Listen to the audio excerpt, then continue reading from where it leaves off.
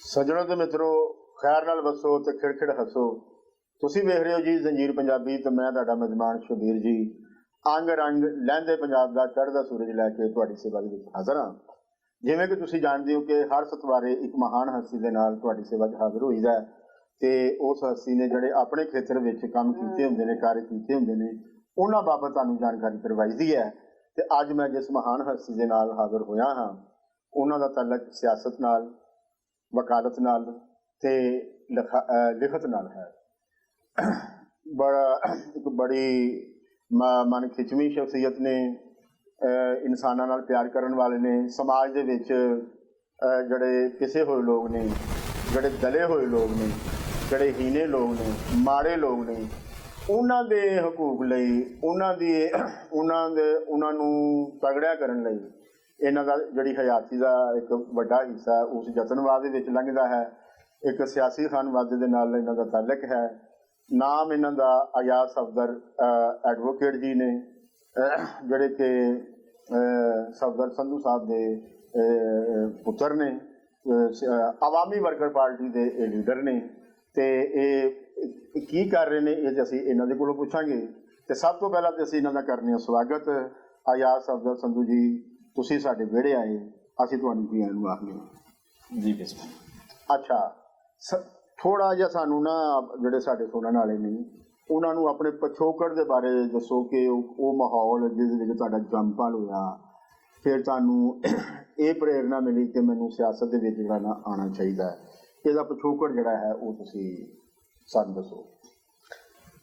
ਇਹਦੇ ਪਿਛੋਕੜ ਤੋਂ ਪਹਿਲਾਂ ਸ਼ਬੀਰ ਜੀ, ਤੁਸੀਂ ਪੰਜਾਬ ਦੀ ਔਰ ਪੰਜਾਬੀ ਜ਼ੁਬਾਨ ਦੀ ਸੇਵਾ ਕਰਦੇ ਪਏ ਹੋ ਔਰ ਤੁਸੀਂ ਮੈਨੂੰ ਬੁਲਾਇਆ, ਮੈਂ ਤੁਹਾਡਾ ਸ਼ੁਕਰਗੁਜ਼ਾਰ ਹਾਂ। ਔਰ ਸਿਰਫ ਪੰਜਾਬ ਦੀ ਨਹੀਂ, ਤੁਸੀਂ ਤੇ ਜੁੜੇ ਹੋਏ ਲੋਕ ਹੋ ਪੂਰੀ ਦੁਨੀਆ ਦੇ ਮਹਿਕੂਮ ਲੋਕਾਂ ਦੇ ਨਾਲ। ਤੁਸੀਂ ਸਿਰਫ ਪੰਜਾਬੀ ਦੀ ਗੱਲ ਨਹੀਂ ਕਰਦੇ, ਤੁਸੀਂ ਤੇ ਹਰ ਇਲਾਕੇ ਦੀ ਜ਼ੁਬਾਨ ਦੀ ਗੱਲ ਕਰਦੇ ਹੋ, ਹਰ ਇਲਾਕੇ ਦੇ ਮਾੜੇ ਲੋਕਾਂ ਨਾਲ ਪਿਆਰ ਕਰਦੇ ਹੋ। ਤੇ ਮੈਨੂੰ ਬੜੀ ਖੁਸ਼ੀ ਹੈ ਕਿ ਤੁਹਾਡੇ ਵਰਗੇ ਦੋਸਤਾਂ ਨੇ ਬੁਲਾਇਆ ਮੈਨੂੰ। ਤੇ ਮੇਰਾ ਪਿਛੋਕੜ ਜਿਹੜਾ ਹੈ, ਮੇਰਾ ਪਿਛੋਕੜ ਸਫਦਰ ਸੰਧੂ ਹੈ। ਸਫਦਰ ਸੰਧੂ ਮੇਰੇ ਅੱਬਾ ਜੀ ਨੇ। ਤੇ ਅੱਬਾ ਜੀ ਜਿਹੜੇ ਨੇ ਉਹ ਟ੍ਰੇਡ ਯੂਨੀਅਨ ਦੇ ਲੀਡਰ ਸਨ। ਬੁਨਿਆਦੀ ਤੌਰ ਦੇ ਉੱਤੇ ਸਕਾਰਪ ਯੂਨੀਅਨ ਉਹਨਾਂ ਨੇ ਇਰੀਗੇਸ਼ਨ ਦੇ ਮਹਿਕਮੇ 'ਚ ਬਣਾਈ ਔਰ ਬੜਾ ਵੱਡਾ ਉਹਨਾਂ ਨੇ ਕੰਮ ਕੀਤਾ ਕਿ 14,000 ਬੰਦੇ ਭਰਤੀ ਕਰਾਉਣਾ, ਉਹਨਾਂ ਨੂੰ ਪੱਕੇ ਕਰਾਉਣਾ। ਉਹ ਸ਼ਾਇਦ ਕੋਈ MNA MPA ਵੀ ਨਾ ਕਰ ਸਕਿਆ ਹੋਵੇ ਜਿਹੜਾ ਇਹਨਾਂ ਨੇ ਇਹ ਕੰਮ ਕੀਤਾ।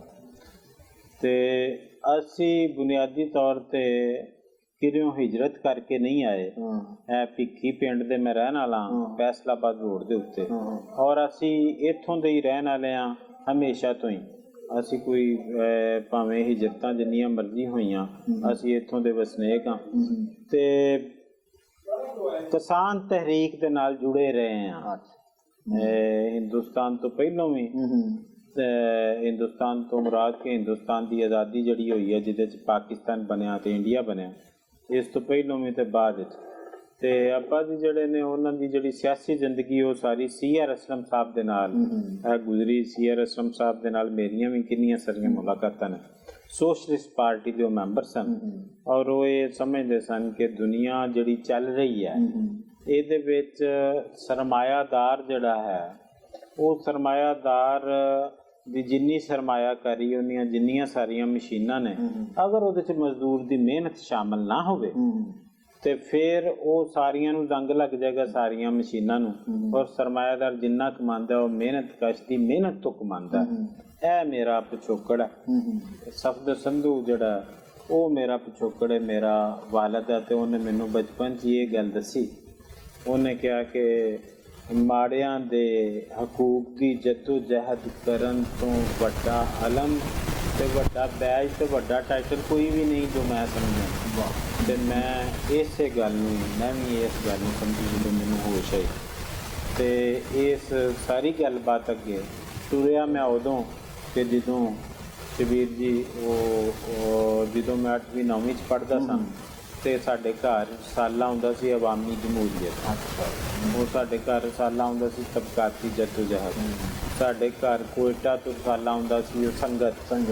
ਸਾਡੇ ਘਰ ਮਜ਼ਦੂਰ ਜਦੋਜਹਿਦ ਜਿਨ੍ਹਾਂ ਦੇ ਸ਼ੁਏਬ ਭੱਟੀ ਸਾਹਿਬ ਤੇ ਬਾਕੀ ਦੋਸਤ ਹਨ, ਜੋ ਰਸਾਲੇ ਸਾਂ ਅਸੀਂ ਉਹ ਪੜ੍ਹਦੇ ਸਾਂ। ਤੇ ਅੱਬਾ ਜੀ ਦੀ ਸਾਰੀ ਜ਼ਿੰਦਗੀ ਜਿਹੜੀ ਹੈ ਉਹਨਾਂ ਦੇ ਨਾਲ ਜਿੱਥੇ ਵੀ ਜਾਣਾ ਉਹ ਇਸ ਗੱਲ ਦੀ ਸਮਝ ਆ ਗਈ ਕਿ ਦੁਨੀਆ ਦੇ ਅੰਦਰ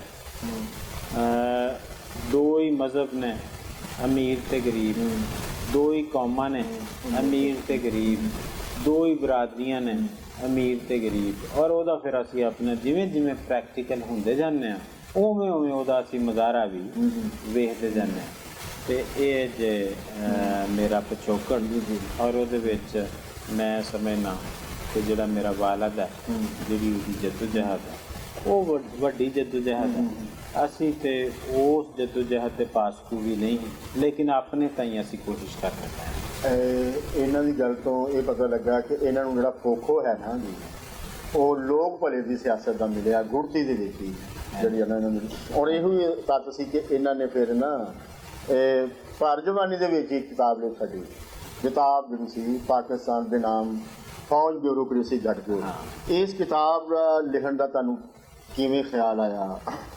ਔਰ ਫਿਰ ਇਹ ਕਿਤਾਬ ਛਪਣ ਤੋਂ ਬਾਅਦ ਜਿਹੜਾ ਹੈ ਜਿਹਦੀ ਸੂਰਤ ਹਾਲ ਹੈ ਉਹ ਜਿਹੜਾ ਸਾਡੀ ਜਾਣ ਉਹ ਲਿਖਦਾ ਤੇ ਮੈਂ ਪਹਿਲਾਂ ਹੀ ਸਾਂ। ਲਿਖਣਾ ਜਿਹੜਾ ਹੈ ਨਾ ਬੁਨਿਆਦੀ ਤੌਰ ਤੇ ਮੈਂ ਮਜ਼ਦੂਰ ਜਦੋਜਹਿਦ ਦੇ ਵਿੱਚ ਸ਼ੁਰੂ ਕੀਤਾ ਬੁਨਿਆਦੀ ਤੌਰ ਤੇ। ਔਰ ਲੇਬਰ ਪਾਰਟੀ ਪਾਕਿਸਤਾਨ ਹੁੰਦੀ ਸੀ ਜਿਹੜੀ ਅੱਜ ਕੱਲ੍ਹ ਨਹੀਂ ਹੈ, ਤੁਸੀਂ ਉਹ ਸਮਝਦੇ ਹੋ। ਉਹ ਮਜ਼ਦੂਰ ਜਦੋਜਹਿਦ ਲੇਬਰ ਪਾਰਟੀ ਪਾਕਿਸਤਾਨ ਦਾ ਤਰਜਮਾਨ ਸੀ। ਉਹਦੇ ਵਿੱਚ ਮੈਂ ਲਿਖਣਾ ਸ਼ੁਰੂ ਕੀਤਾ ਤੇ ਮੇਰੇ ਉਸਤਾਦ ਸਨ ਸ਼ੁਏਬ ਭੱਟੀ ਸਾਹਿਬ ਜੀ, ਉਹ ਵੀ ਫੌਤ ਹੋ ਗਏ ਨੇ ਤੇ ਉਹਨਾਂ ਨੇ ਲਿਖਣਾ ਸਿਖਾਇਆ। ਤੇ ਉਸ ਗੱਲ ਜਿਹੜੀ ਕਿਤਾਬ ਦੀ ਸੀ ਉਹ ਇਹ ਸੀ ਕਿ ਜਿਵੇਂ ਹੀ ਮੈਂ ਵਕਾਲਤ ਪਾਸ ਕੀਤੀ ਉਦੋਂ ਨਾਲ ਹੀ ਤਹਿਰੀਕ ਸ਼ੁਰੂ ਹੋ ਗਈ, ਵੁਕਲਾ ਤਹਿਰੀਕ, ਜਿਹਦੇ ਵਿੱਚ ਇਫਤਖਾਰ ਚੌਧਰੀ ਨੂੰ ਜਨਰਲ ਪਰਵੇਜ਼ ਮੁਸ਼ਰਫ ਨੇ ਉਹ ਕੱਢਤਾ। ਤੇ ਜ਼ਾਹਿਰ ਹੈ ਤੁਸੀਂ ਵੇਖੀ ਹੋਣੀ ਹੈ ਵੀਡੀਓ ਇਹਨਾਂ ਦੀ ਕਿ ਉਹਨਾਂ ਨੂੰ ਵਾਲਾਂ ਤੋਂ ਭਰ ਕੇ ਧੋਇਆ ਗਿਆ। ਉਹ ਇੱਕ ਧੱਕਾਸ਼ਾਹੀ, ਇੱਕ ਡਿਕਟੇਟਰ ਜਿਵੇਂ ਕਰਦਾ, ਸਾਰੇ ਡਿਕਟੇਟਰਾਂ ਇੰਝ ਹੀ ਕੀਤਾ, ਉਹਨੇ ਵੀ ਇੰਝ ਹੀ ਕੀਤਾ। ਤੇ ਉਹ ਤਹਿਰੀਕ ਜਦੋਂ ਚੱਲ ਪਈ, ਉਸ ਤਹਿਰੀਕ 'ਚ ਮੈਂ ਜੇਲ੍ਹ ਵਿੱਚ ਵੀ ਰਿਹਾ, ਲੇਕਿਨ ਉਹ ਜਦੋਂ ਆਗਾਜ਼ ਸੀ ਤੇ ਆਗਾਜ਼ ਮੇਰਾ ਲੈਫਟ ਦੇ ਸਾਰੇ ਲੋਕਾਂ ਨਾਲ ਸੀ, ਸਿਆਸਤ ਸਾਰੀ ਉਹਨਾਂ ਨਾਲ ਸੀ। ਲੇਕਿਨ ਜਦੋਂ ਮੈਂ ਵਕੀਲਾਂ 'ਚ ਗਿਆ ਤੇ ਮੈਨੂੰ ਇਸ ਗੱਲ ਦਾ ਅਹਿਸਾਸ ਹੋਇਆ ਕਿ ਵਕੀਲਾਂ ਦੀ ਜਿਹੜੀ ਅਕਸਰੀਅਤ ਹੈ ਉਹਨੂੰ ਤੇ ਪਿਛੋਕੜ ਦਾ ਪਤਾ ਹੀ ਨਹੀਂ ਕਿ ਇਹ ਜਦੋਜਹਿਦ ਕਿੱਥੋਂ ਤੋਂ ਸ਼ੁਰੂ ਹੋਈ ਹੈ।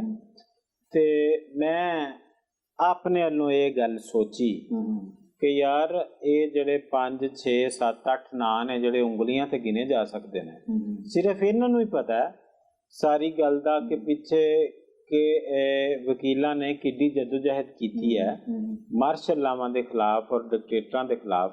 ਤੇ ਇਹ ਗੱਲ ਦਾ ਸਾਰੇ ਮੇਰੇ ਭਰਾਵਾਂ ਨੂੰ ਪਤਾ ਲੱਗਣਾ ਚਾਹੀਦਾ, ਜਿਹਦੇ 'ਚ ਮੇਰੇ ਕਲਾਸ ਫੈਲੋ ਵੀ ਸਨ, ਕੁਝ ਮੇਰੇ ਤੋਂ ਛੋਟੇ ਸਨ, ਕੁਝ ਵੱਡੇ ਸਨ। ਤੇ ਮੈਂ ਆਪਣੇ ਵੱਲੋਂ ਇੱਕ ਸਿਲੇਬਸ ਦੇ ਤੌਰ ਤੇ ਇਹ ਗੱਲ ਸੋਚੀ ਕਿ ਮੈਂ ਇੱਕ ਸਿਲੇਬਸ ਲਿਖਾਂ। ਉਹਦੇ 'ਚ ਮੈਂ ਫਿਰ ਸ਼ੁਰੂ ਗੱਲ ਕੀਤੀ 1935 ਦੇ ਐਕਟ ਤੋਂ। 1935 ਦਾ ਐਕਟ ਤੋਂ ਸ਼ੁਰੂ ਇਸ ਤੋਂ ਕੀਤੀ ਕਿ ਅਸੀਂ ਜਿਹੜਾ ਸਾਦਤ ਹਸਨ ਮੰਟੋ ਹੈ ਉਹਦਾ ਅਫਸਾਨਾ ਨਇਆ ਆਇਨ, ਉਹਦਾ ਬੜਾ ਅਵਾਇਲ ਉਮਰੀ ਸੀ, ਉਹ ਅਸਾਂ ਪੜ੍ਹਿਆ ਤੇ ਉਹ ਪਤਾ ਲੱਗਾ। ਫਿਰ ਅਸੀਂ ਜਿਹੜਾ ਕਾਨੂੰਨੀ ਆਜ਼ਾਦੀ Hind independence of India act ਜਿਹੜਾ ਕਿ ਬਰਤਾਨੀਆ ਦੀ ਪਾਰਲੀਮੈਂਟ ਨੇ ਪਾਸ ਕੀਤਾ, ਉਹਦੇ ਉੱਤੇ ਗੱਲ ਕੀਤੀ। ਉਸ ਤੋਂ ਬਾਅਦ ਫਿਰ ਜਿਹੜੀ ਦਸਤੂਰ ਸਾਜ਼ ਅਸੈਂਬਲੀ ਟੁੱਟ ਗਈ ਔਰ ਮੌਲਵੀ ਨਜ਼ੀਰੁद्दीन ਨੇ ਮੌਲਵੀ ਤਮੀਜ਼ੁद्दीन ਨੇ ਫਿਰ ਉਹ ਕੇਸ ਕੀਤਾ। ਪਹਿਲਾਂ ਉਹ ਸਿੰਧ ਹਾਈ ਕੋਰਟ 'ਚ ਗਿਆ, ਫਿਰ ਉਹ ਫਾਕੀ ਕੋਰਟ 'ਚ ਗਿਆ, ਅੱਜ ਕੱਲ੍ਹ ਜਿਹਨੂੰ ਸੁਪਰੀਮ ਕੋਰਟ 'ਚ ਕਹਿੰਦੇ। ਤੇ ਉੱਥੋਂ ਲੱਗ ਕੇ ਫਿਰ ਉਹ ਮੈਂ ਸਾਰੀ ਫਿਰ ਜਿਹੜਾ ਆਸਮਾ ਜਲਾਨੀ ਕੇਸ ਸੀ, ਅੱਜ ਜਦੋਂ ਅਸੀਂ ਇੰਟਰਵਿਊ ਦੇ ਰਹੇ ਹਾਂ, ਅੱਜ ਆਸਮਾ ਜੰਗੀਰ ਕਾਨਫਰੰਸ ਵੀ ਸੀ, ਤੁਸੀਂ ਇਹ ਸਮਝਦੇ ਹੋ। ਲੇਕਿਨ ਉਹ ਆਸਮਾ ਜਲਾਨੀ ਕੇਸ ਇੱਕ ਬੜਾ ਵੱਡਾ ਕੇਸ, ਬੜੀ ਵੱਡੀ ਗੱਲ। ਤੇ ਉਹ ਕਿਤਾਬ ਮੈਂ ਲਿਖੀ ਕਿ ਜਿਹੜੀ ਅਦਾਲਤੀ ਸਿਆਸਤ ਹੋਈ ਹੈ, ਅਦਾਲਤੀ ਸਿਆਸਤ ਦੇ ਉੱਤੇ, ਕਿ ਜਿਹਨੂੰ ਤੁਸੀਂ ਕਹਿੰਦੇ ਹੋ ਜੁਡੀਸ਼ੀਅਲ ਪੋਲੀਟੀਕਲ ਹਿਸਟਰੀ, ਉਹਦੇ ਉੱਤੇ ਲਿਖੀ। ਉਹ ਕਿਤਾਬ ਦੇ ਵਿੱਚ ਮੈਂ ਤੇ ਤੁਸੀਂ ਤੁਹਾਡੇ ਵਰਗਾ ਨਹੀਂ ਸਾਂ ਸ਼ਬੀਰ ਜੀ, ਜਿਵੇਂ ਤੁਸੀਂ ਕਹੋ ਕਿ ਇਕਬਾਲ ਹੀ ਹੈ ਨਾ, ਮੇਰਾ ਮਤਲਬ ਵਕਾਲਤ ਨਵੀਂ ਕੀਤੀ ਹੈ, ਲੇਕਿਨ ਉਹ ਜਜ਼ਬਾ ਹੈਗਾ ਸੀ ਗੱਲ ਉਹ ਬਾਲਾਂ ਵਰਗੀ ਸੀ ਤੇ ਉਹਦੇ ਵਿੱਚ ਮੇਰੀ ਕੋਈ ਏਡੀ ਵੱਡੀ ਗੱਲ ਨਹੀਂ, ਲੇਕਿਨ ਉਹਦੇ ਚ ਰੈਫਰੈਂਸ ਵੱਡੇ ਸਨ ਕਿ ਉਹਦੇ ਚ ਮੈਂ ਹਰ ਫੈਸਲਾ, ਜਿਵੇਂ ਕਿ 200 ਕੇਸ ਹੈ, ਜਿਵੇਂ ਤੁਹਾਨੂੰ ਦੱਸਿਆ ਮੌਲਵੀ ਤਮੀਜ਼ੁद्दीन ਕੇਸ ਹੈ, ਜਿਵੇਂ ਆਸਮਾ ਜਲਾਨੀ ਕੇਸ ਹੈ, ਤੇ ਇਰਸ਼ਾਦ ਹਸਨ ਖਾਨ ਨੇ ਜਿਹੜਾ ਫੈਸਲਾ ਕੀਤਾ, ਪੱਕੇ ਪੀੜੇ ਜਿਹੜੇ ਸਨ ਨਾ, ਪ੍ਰਮਾਣ ਸਨ, ਸਬੂਤ ਸਨ, ਹਾਂ ਉਹਨਾਂ ਦੇ ਹਵਾਲੇ ਨਾਲ ਮੈਂ ਸਾਰੀ ਗੱਲ, ਉਹ ਇੱਕ ਮੇਰੇ ਜਿਹਨ ਵਿੱਚ ਇਹ ਸੀ ਕਿ ਮੈਂ ਆਪਣੇ ਵਕੀਲ ਭਰਾਵਾਂ ਲਈ ਇੱਕ ਸਿਲੇਬਸ ਲਿਖਾਂ ਕਿ ਯਾਰ ਇਹ ਪਿੱਛੇ ਇਹ ਕੀਤਾ ਜੇ ਸਾਡੀਆਂ ਅਦਾਲਤਾਂ ਨੇ, ਤੇ ਉਹ ਮੈਂ ਲਿਖੀ। ਲੇਕਿਨ ਉਹ ਜਦੋਂ ਮੈਂ ਲਿਖੀ ਤੇ ਉਦੋਂ ਮੁਸ਼ਰਫ ਦਾ ਦੌਰ ਸੀ, ਤੇ ਉਹ ਮੁਸ਼ਰਫ ਦੇ ਦੌਰ ਦੇ ਵਿੱਚ ਮੈਂ ਦੋਸਤਾਂ ਦੇ ਨਾਲ ਗੱਲ ਕੀਤੀ ਕਿ ਇਹਨੂੰ ਛਪਣਾ ਚਾਹੀਦਾ। ਉਹ ਦੋਸਤਾਂ ਨੇ 1-2 ਥਾਂ ਤੇ ਪਬਲਿਸ਼ਰਸ ਨੂੰ ਦੇ ਦਿੱਤੀ, ਉਹ ਲੇਕਿਨ ਉਹ ਟਾਈਪ ਕਰਦਿਆਂ ਉਹ ਵਿੱਚੋਂ ਫੌਜ ਤੇ ਇੰਨੀ ਜ਼ਿਆਦਾ ਉਹ ਤਨਕੀਦ ਵਿੱਚ ਬਣ ਜਾਂਦੀ ਸੀ। ਮੈਂ ਹਾਲਾਂਕਿ ਤੁਹਾਨੂੰ ਦੱਸਿਆ ਮੇਰੀ ਥੋੜੀ ਸੀ, ਮੇਰੇ ਜਜ਼ਬੇ ਹੀ ਬਹੁਤੇ ਸਨ, ਲੇਕਿਨ ਮੈਂ ਆਪਣੀ ਗੱਲ ਉਹਦੇ ਵਿੱਚ, ਉਹ ਹਕਾਇਕ ਸਨ, ਉਹ ਘੱਟ ਤੇ ਜਿਹੜੇ ਹਕਾਇਕ ਸਨ ਵਾਕਈ ਮੌਜੂਦ ਸਨ, ਰੈਫਰੈਂਸ, ਉਹ ਗੱਲ ਬਹੁਤੀ ਸੀ ਕਿ ਮੈਂ ਆਪਣੇ ਵੱਲੋਂ, ਲੇਕਿਨ ਉਹ ਜਿਹੜੇ ਉਹਨਾਂ ਦੇ ਟਾਈਪਿਸਟ ਸਨ ਨਾ, ਉਹਨਾਂ ਨੇ ਜਦੋਂ ਪਬਲਿਸ਼ਰਸ ਨੂੰ ਦੱਸਿਆ ਕਿ ਯਾਰ ਇਹ ਤੇ ਇੰਝ ਗੱਲ ਹੁੰਦੀ ਵੇ ਪਈ, ਇਹ ਤੇ ਫੌਜ ਦੇ ਬੜੀ ਖਿਲਾਫ ਹੈ ਗੱਲ, ਉਹਨਾਂ ਨੇ ਫਿਰ ਉਹ ਸਾਨੂੰ ਕੋਈ 4 ਜਿਹੜੇ ਸਨ ਨਾ ਪਬਲਿਸ਼ਰਸ, ਉਹਨਾਂ ਨੇ ਜਵਾਬ ਦਿੱਤਾ। ਫਿਰ ਮੇਰਾ ਇੱਕ ਸਾਥੀ ਹੈ ਤਾਰਿਕ ਸ਼ਹਿਜ਼ਾਦ, ਬਿਲਕੁਲ ਤਾਰਿਕ ਸ਼ਹਿਜ਼ਾਦ ਵੀ ਮੇਰੇ ਨਾਲ ਲੇਬਰ ਪਾਰਟੀ ਦੇ ਵਿੱਚ ਹੀ ਉਦੋਂ ਉਸ ਵੇਲੇ ਕੰਮ ਕਰਦਾ ਸੀ, ਮਜ਼ਦੂਰ ਜਦੋਜਹਿਦ ਚ ਮੇਰੇ ਨਾਲੋਂ ਸੀਨੀਅਰ ਸੀ, ਮੇਰਾ ਉਸਤਾਦ ਵੀ ਉਹ ਕਈ ਹਵਾਲਿਆਂ ਨਾਲ, ਹਾਲਾਂਕਿ ਉਹ ਐਡਾ ਪੜ੍ਹਿਆ ਲਿਖਿਆ ਨਹੀਂ, ਲੇਕਿਨ ਉਹ ਵੀ ਉਹ ਡਾਂਸ ਜੇ ਕੋਈ ਆਰਟੀਕਲ ਲਿਖ ਦਿੰਦਾ ਸੀ ਤੇ ਉਹਦਾ ਛਪ ਜਾਂਦਾ ਸੀ। ਤੇ ਮੈਂ ਜਿਹੜਾ ਹੈ ਉਹ LLB ਕਰਦਾ ਪਿਆ ਸਾਂ, ਮੇਰਾ ਨਹੀਂ ਸੀ ਛਪਦਾ, ਉਹ ਬੜੀ ਮਤਲਬ ਜ਼ਾਹਿਰ ਹੈ ਇੱਕ ਪ੍ਰੈਕਟੀਕਲ ਪੋਲਿਟਿਕਸ ਦਾ ਤਜਰਬਾ ਤੇ ਹੈ, ਉਹਦਾ ਪੋਲਿਟਿਕਸ ਦਾ ਤਜਰਬਾ ਸੀ, ਉਹਦਾ ਲਿਖਣ ਦਾ ਤਜਰਬਾ ਸੀ, ਸਾਡਾ ਐਡਾ ਨਹੀਂ। ਸਟੱਡੀ ਸਰਕਲ ਦੇ ਨਾਲ ਜੁੜਿਆ, ਸਟੱਡੀ ਸਰਕਲ ਨਾਲ ਜੁੜਿਆ, ਬਿਲਕੁਲ ਤੁਸੀਂ ਸਹੀ ਗੱਲ ਕੀਤੀ ਕਿ ਉਹ ਸਟੱਡੀ ਸਰਕਲ ਨਾਲ ਜੁੜਿਆ। ਉਹ ਫਿਰ ਉਹਨੇ ਉਹ ਕਿਤਾਬ ਜਿਹੜੀ ਹੈ ਨਾ ਕਿਸੇ ਤਰੀਕੇ ਛਾਪ ਦਿੱਤੀ, ਲੇਕਿਨ ਜਿਸ ਤਰ੍ਹਾਂ ਹੀ ਉਹ ਛਪੀ, ਉਹ ਤੁਹਾਨੂੰ ਪਤਾ ਮਾਰਸ਼ਲ ਦੇ ਦੌਰ ਦੇ ਵਿੱਚ ਫਿਰ ਕੀ ਹੁੰਦਾ, ਉਹਦੇ ਵਿੱਚ ਜਿੰਨੀਆਂ ਕੁ ਸਾਡੇ ਕੋਲ ਆ ਸਕੀਆਂ ਅਸੀਂ ਉਹ ਕੁਝ ਦਾਨਿਸ਼ਵਰਾਂ ਨੂੰ ਉਹ ਗਿਫਟ ਵੀ ਕੀਤੀਆਂ, ਕੁਝ ਲੋਕਾਂ ਖਰੀਦੀਆਂ ਵੀ, ਲੇਕਿਨ ਉਹਦੇ ਉੱਤੇ ਫਿਰ ਕ੍ਰੈਕ ਡਾਊਨ ਹੀ ਹੋਇਆ। ਤੇ ਉਹ ਕ੍ਰੈਕ ਡਾਊਨ ਦੇ ਵਿੱਚ ਉਹ ਮੇਰੇ ਤੇ ਵੀ ਮੁਸੀਬਤਾਂ ਫਿਰ ਆਈਆਂ, ਅੱਬਾ ਜੀ ਤੇ ਵੀ ਆਈਆਂ, ਉਹ ਤਾਰਿਕ ਸ਼ਹਿਜ਼ਾਦ ਤੇ ਵੀ ਆਈਆਂ, ਤੇ ਉਹ ਲੇਕਿਨ ਇਹ ਵੇ ਕਿ ਹੁਣ ਉਹ ਆਊਟ ਆਫ ਪ੍ਰਿੰਟ ਹੈ ਇਸ ਵੇਲੇ। ਹੁਣ ਮੇਰੇ ਕੋਲ ਵੀ ਇੱਕ ਅੱਧੀ ਕਾਪੀ ਉਹਦੀ ਪਈ ਹੈ, ਜਾਂ ਉਹ PDF 'ਚ ਜੇ ਕੋਈ ਦੋਸਤ ਕਹਿੰਦਾ ਤੇ ਮੈਂ ਉਹਨੂੰ ਭੇਜ ਦੇਣਾ, ਸੈਂਡ ਕੀਤੀ ਜਾ ਸਕਦੀ, ਲੇਕਿਨ ਉਹ ਛਪਾਉਣ ਦੀ ਹਿੰਮਤ ਹਜੇ ਵੀ ਕਿਸੇ ਦੀ ਨਹੀਂ ਹੋਈ। ਹਾਲਾਂਕਿ ਮੈਂ ਤੁਹਾਨੂੰ ਫਿਰ ਦੱਸ ਰਿਹਾ ਕਿ ਉਹਦੇ 'ਚ ਬਹੁਤੀਆਂ ਗੱਲਾਂ ਤੇ ਨਾ ਆਪ ਹੀ ਕੀਤੀਆਂ, ਸੁਪਰੀਮ ਕੋਰਟ ਨੇ ਕੀਤੀਆਂ ਨੇ, ਜਾਂ ਮਤਲਬ ਕਿ ਮੈਂ ਹੁਣ ਹੋ ਹੀ ਰਹੀਆਂ ਨੇ ਤਵਾਤਰ ਨਾਲ।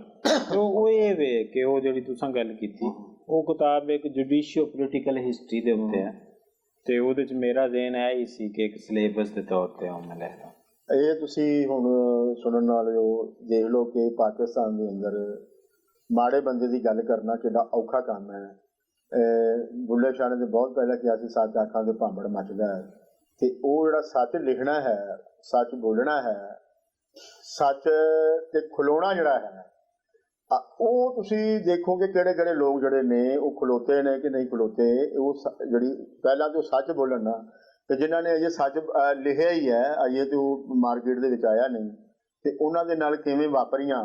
ਔਰ ਇੱਥੇ ਦੇ ਆਜ਼ਾਦ ਸਫਦਰ ਸੰਧੂ ਸਾਹਿਬ ਇੱਕ ਬੰਦੇ ਨੇ, ਇੱਥੇ ਦੇ ਹਜ਼ਾਰਾਂ ਲੋਕ ਨੇ ਜਿਹੜੇ ਗਾਇਬ ਕਰ ਦਿੱਤੇ ਗਏ, ਜਿਨ੍ਹਾਂ ਦੇ ਨਾਮੋ ਨਿਸ਼ਾਨ ਤੱਕ ਨਹੀਂ ਮਿਲੇ। ਉਹਨਾਂ ਇਸ ਸਮਾਜ ਨੂੰ ਅੱਗੇ ਵਧਾਉਣ ਦੇ ਵਿੱਚ ਜਿਹੜਾ ਉਹਨਾਂ ਲੋਕਾਂ ਦਾ ਦਾਨ ਹੈ, ਉਹ ਸਾਡੀ ਅਜੇ ਤੱਕ ਤਾਰੀਖ ਦਾ ਹਿੱਸਾ ਨਹੀਂ ਬਣ ਸਕਿਆ।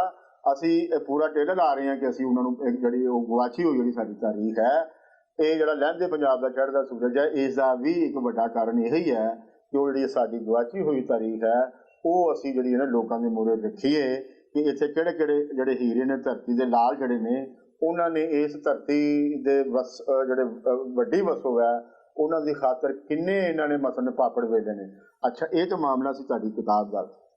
ਉਸ ਤੋਂ ਬਾਅਦ ਫਿਰ ਇੱਕ ਬੜਾ ਰੌਲਾ ਤੁਹਾਡਾ ਵੁਕਲਾ ਦੇ ਅੰਦਰ ਸੀ, ਵੁਕਲਾ ਦੇ ਇਹ ਸਾਰਾ ਜਿਹੜਾ ਮਾਮਲਾ ਹੈ, ਇਸ ਨੂੰ ਜਰਾ ਖੋਲੋ ਕਿ ਇਹ ਕੀ ਹੈ। ਵੁਕਲਾ ਦੇ ਅੰਦਰ ਨਾ ਜੀ ਸ਼ਬੀਰ ਜੀ, ਅਸੀਂ ਵਕੀਲਾਂ ਦੇ ਅੰਦਰ ਤਬਕਾਤੀ ਗੱਲ ਨਹੀਂ ਸੀ ਹੁੰਦੀ। ਅੱਛਾ। ਵਕੀਲਾਂ ਦੇ ਅੰਦਰ ਇਹ ਹੁੰਦਾ ਸੀ ਕਿ ਜਿਹੜਾ ਵਕੀਲ ਹੈ ਉਹ ਵਕੀਲ ਹੀ ਹੈ। ਲੇਕਿਨ ਅਸਾਂ ਵਕੀਲਾਂ ਦੇ ਅੰਦਰ ਇੱਕ ਮੂਵਮੈਂਟ ਸ਼ੁਰੂ ਕੀਤੀ ਜਿਹਨੂੰ ਅਸੀਂ ਨਾਂ ਦਿੱਤਾ ਐਂਟੀ ਇਲੈਕਸ਼ਨ ਐਕਸਪੈਂਸਿਸ ਮੂਵਮੈਂਟ। ਤੇ ਉਹਦੇ ਵਿੱਚ ਅਸੀਂ ਨਾਅਰਾ ਲਾਇਆ ਸੇ ਨੋ ਟੂ ਇਲੈਕਸ਼ਨ ਐਕਸਪੈਂਸਿਸ। ਅਸੀਂ ਉਹਦੇ 'ਚ ਇਹ ਕਿਹਾ ਕਿ ਜਿਹੜਾ ਵਕੀਲ ਕਰੋੜ ਰੁਪਈਆ ਲਾ ਕੇ ਤੁਹਾਡਾ ਸਦਰ ਬਣਦਾ ਪਿਆ ਹੈ, ਉਹ ਜਦੋਂ ਸਦਰ ਬਣੇਗਾ ਤੇ ਉਹ ਕਰੋੜ ਦੀ ਥਾਂ ਤੇ 10 ਕਰੋੜ ਕਮਾਉਣ ਦੀ ਗੱਲ ਕਰੇਗਾ ਨਾ। ਉਹ ਫਿਰ ਲੋਕਾਂ ਦੇ ਮੁਕੱਦਮੇ ਵੇਚੇਗਾ, ਉਹ ਫਿਰ ਜੱਜਾਂ ਦੇ ਉੱਤੇ ਪ੍ਰੈਸ਼ਰ ਪਾਏਗਾ ਕਿ ਆ ਮੇਰੇ ਹੱਕ 'ਚ ਫੈਸਲਾ ਕਰੋ। ਕਿਉਂਕਿ ਮੈਂ ਕਰੋੜ ਰੁਪਈਆ ਲਾ ਕੇ ਆਇਆ ਤੇ ਉਹ ਮੈਂ ਪੂਰਾ ਕਰਨਾ ਹੈ, ਤੇ ਉਹਦੇ ਵਿੱਚੋਂ ਮੈਂ 10 ਲੱਖ ਰੁਪਈਆ ਫੜ ਲਿਆ ਇਸ ਕੇਸ ਦਾ, ਹੁਣ ਮੇਰੇ ਹੱਕ 'ਚ ਫੈਸਲਾ ਹੋਣਾ ਚਾਹੀਦਾ। ਜੇ ਮੇਰੇ ਹੱਕ 'ਚ ਫੈਸਲਾ ਨਾ ਹੋਇਆ ਮੈਂ ਤੇ ਅਦਾਲਤ ਨੂੰ ਤਾਲਾ ਲਾ ਦਿਆਂਗਾ। ਉਹ ਅਸੀਂ ਇਹ ਗੱਲ ਇੱਕ ਤੇ ਇਹ ਜਿਹੜੀ ਸੀ ਕਰਪਸ਼ਨ, ਅਸੀਂ ਇਹ ਗੱਲ ਕੀਤੀ ਕਿ ਠੀਕ ਹੈ ਕਿ ਕਰਪਸ਼ਨ ਦੇ ਵਿੱਚ ਜਿਹੜਾ ਵੱਡਾ ਰੋਲ ਹੈ ਉਹ ਜੱਜਾਂ ਦਾ। ਔਰ ਕਰਪਸ਼ਨ ਦੀ ਮੈਂ ਤੁਹਾਨੂੰ ਤਾਰੀਫ ਦੱਸਦੇ ਹਾਂ, ਉਸ ਮੂਵਮੈਂਟ ਜਿਹੜੀ ਅਸਾਂ ਤਾਰੀਫ ਕੀਤੀ ਸ਼ਬੀਰ ਜੀ। ਅਸੀਂ ਇਹ ਕਹਿੰਦੇ ਹਾਂ ਕਿ ਜਿਹੜੀ ਕਰਪਸ਼ਨ ਹੈ ਨਾ, ਜਿਵੇਂ ਇੱਕ ਮੁਆਹਦਾ ਹੁੰਦਾ ਹੈ, ਐਗਰੀਮੈਂਟ ਹੁੰਦਾ ਹੈ, ਇਹ ਐਨਜੀ ਹੈ। ਇਹਦੇ ਵਿੱਚ ਇਹ ਵੀ ਇੱਕ ਕਰਪਸ਼ਨ ਵੀ ਇੱਕ ਐਗਰੀਮੈਂਟ ਹੈ। ਇਹਦੇ ਵਿੱਚ ਇੱਕ ਬੰਦਾ ਆਫਰ ਕਰਦਾ ਤੇ ਇੱਕ ਬੰਦਾ ਕਬੂਲ ਕਰਦਾ, ਤੇ ਫਿਰ ਇਹ ਐਗਰੀਮੈਂਟ ਪੂਰਾ ਹੋ ਜਾਂਦਾ। ਠੀਕ ਹੈ, ਆਫਰ ਤੇ ਐਕਸੈਪਟੈਂਸ ਇਹ ਦੋ ਗੱਲਾਂ ਨੇ ਕਿਸੇ ਵੀ ਐਗਰੀਮੈਂਟ ਦੀਆਂ, ਕਿਸੇ ਵੀ ਮੁਆਹਦੇ ਦੀਆਂ, ਕਿਸੇ ਵੀ ਮਿੱਥ ਦੀ। ਤੇ ਅਸੀਂ ਇਹ ਸਮਝਦੇ ਹਾਂ ਕਿ ਕੋਈ ਵਕੀਲ ਜਾ ਕੇ ਜਦੋਂ ਜੱਜ ਨੂੰ ਕਹਿੰਦਾ ਕਿ ਇਹ ਫੈਸਲਾ ਇੰਜ ਕਰ ਦੇ ਤੇ ਇਹਦੇ ਵਿੱਚ ਮੈਂ ਇੰਨੇ ਪੈਸੇ ਚੁੱਕ ਲਏ ਨੇ ਤੇ ਤੇਰਾ ਇੰਨਾ ਵਿੱਚ ਹੱਕ ਹੈ, ਤੈਨੂੰ ਮੈਂ ਇੰਨਾ ਦੇ ਦਿਆਂਗਾ, ਤੇ ਉਹਦੇ ਵਿੱਚ ਉਹ ਆਫਰ ਕਰਨ ਵਾਲੇ ਦਾ ਕਸੂਰ ਘੱਟ ਹੈ, ਲੇਕਿਨ ਜੱਜ ਦਾ ਕਸੂਰ ਬਹੁਤ ਹੈ। ਕਿਉਂਕਿ ਜੱਜ ਦੇ ਉਹ ਬੰਦਾ ਹੈ ਕਿ ਜਿਹਦੇ ਕੋਲ ਇਖਤਿਆਰ ਹੈ ਜਿਹਨੇ ਕਰਨਾ, ਤੇ ਕਰਪਸ਼ਨ ਦੀ ਆਫਰ ਵੀ ਉਹਨੂੰ ਹੀ ਕੀਤਾ ਜਾ ਸਕਦੀ ਹੈ ਨਾ ਜਿਹਨੇ ਕੁਛ ਨਾ ਕੁਛ ਕਰਨਾ। ਤੇ ਅਸੀਂ ਰਹਿੰਦੇ ਹਾਂ ਇੱਕ ਪੋਸਟ ਕਲੋਨੀਅਲ ਸਟੇਟ ਦੇ ਅੰਦਰ, ਇਹਦੇ ਵਿੱਚ ਹੁੰਦਾ ਹੀ ਹੈ ਵੇ ਕਿ ਕਰਪਸ਼ਨ ਦੀ ਆਫਰ ਉਹਨੂੰ ਕੀਤੀ ਜਾਂਦੀ ਜਿਹਨੇ ਕੁਛ ਨਾ ਕੁਛ ਕਰਨਾ। ਤੇ ਅਸੀਂ ਵੱਡਾ ਕਸੂਰਵਾਰ ਤੇ ਇਹਦੇ 'ਚ ਜੱਜ ਨੂੰ ਹੀ ਮੰਨਦੇ ਹਾਂ। ਜਿੰਨੀ ਵੀ ਕਰਪਸ਼ਨ ਹੈ ਅਦਲੀਆ ਦੇ ਅੰਦਰ, ਅਸੀਂ ਇਹਦੇ 'ਚ ਵੱਡਾ ਕਸੂਰਵਾਰ ਜੱਜ ਨੂੰ ਮੰਨਦੇ ਹਾਂ ਕਿ ਤੈਨੂੰ ਕਿਸੇ ਨੇ ਆਫਰ ਕਰਤੀ, ਉਹ ਭਾਵੇਂ ਕੋਈ ਵਕੀਲ ਹੈ ਭਾਵੇਂ ਕੋਈ ਹੋਰ ਹੈ, ਤੇ ਤੂੰ ਉਹਨੂੰ ਨਾ ਮੰਨ। ਤੂੰ ਆਪਣੀ ਹਸੀਅਤ ਨੂੰ ਵੇਖ, ਤੂੰ ਆਪਣੇ ਅਹੁਦੇ ਨੂੰ ਵੇਖ, ਤੂੰ ਆਪਣੀ ਕੁਰਸੀ ਨੂੰ ਵੇਖ ਕਿ ਰੱਬ ਨੇ ਤੈਨੂੰ ਕਿਹੜੀ ਥਾਂ ਤੇ ਬਾਇਆ ਹੈ, ਤੇ ਤੂੰ ਉਹਨੂੰ ਨਾ ਮੰਨ। ਤੂੰ ਆਕੜ ਜਾ, ਤੈਨੂੰ ਉਹ ਬੰਦਾ ਮਾਰੇਗਾ, ਤੈਨੂੰ ਉਹ ਬੰਦਾ ਕਤਲ ਕਰ ਦੇਗਾ, ਤੇ ਚੱਲ ਬਾਕੀ ਲੋਕ ਤੇ ਵਹਿੰਦੇ ਹੀ ਨੇ ਨਾ। ਜਿੱਥੇ ਇੰਨੇ ਕਰਪਟ ਲੋਕ ਨੇ, ਉਹ ਜਿਵੇਂ ਉਹ ਪੰਜਾਬੀ 'ਚ ਤੁਸੀਂ ਉਹ ਆਂਦੇ ਹੋ ਕਿ ਜਿੱਥੇ ਚਵਲਾਂ ਲੱਗੀਆਂ ਫਿਰਦੀਆਂ ਹੁੰਦੀਆਂ, ਉੱਥੇ ਵਿੱਚ ਚੰਗੇ ਬੰਦੇ ਵੀ ਤੇ ਵਿੱਚ ਹੀ ਹੁੰਦੇ ਨਾ। ਬਿਲਕੁਲ ਹੁੰਦੇ ਨੇ। ਤੇ ਉਹ ਚੰਗੇ ਬੰਦੇ ਜਿਹੜੇ ਨੇ ਉਹ ਤੁਹਾਨੂੰ ਸਹਾਰਾ ਦੇ ਦੇਣਗੇ। ਤੁਸੀਂ ਏਡੀ ਛੇਤੀ ਲੰਮੇ ਨਾ ਪਵੋ ਇਹਨਾਂ ਲੋਕਾਂ ਦੇ ਅੰਦਰ, ਭਾਵੇਂ ਅਹੁਦੇਦਾਰ ਹੀ ਨੇ ਵਕੀਲਾਂ ਦੇ। ਲੇਕਿਨ ਗੱਲ ਇਹ ਵੇ ਕਿ ਜਿੰਨਾ ਚਿਰ ਤੁਸੀਂ ਕਬੂਲੀਅਤ ਨਹੀਂ ਕਰਨੀ, ਉਹਨਾਂ ਚਿਰ ਕਰਪਸ਼ਨ ਦਾ ਮੁਆਹਦਾ ਪੂਰਾ ਨਹੀਂ ਹੋ ਸਕਦਾ।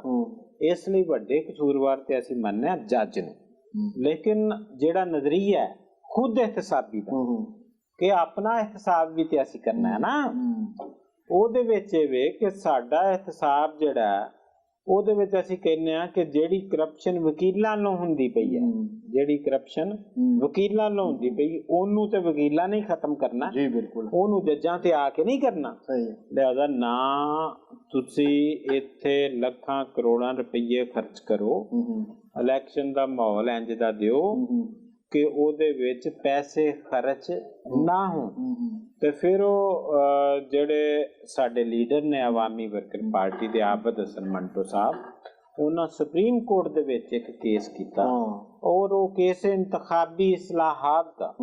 ਉਹ ਕੇਸ ਉਹਨਾਂ ਦਾ ਸੁਪਰੀਮ ਕੋਰਟ ਨੇ ਮੰਨਿਆ, ਸੁਪਰੀਮ ਕੋਰਟ ਨੇ ਉਹਦੇ ਤੇ ਫੈਸਲਾ ਦਿੱਤਾ, ਔਰ ਉਹ ਬੜਾ ਵਾਜ਼ਿਹ ਫੈਸਲਾ।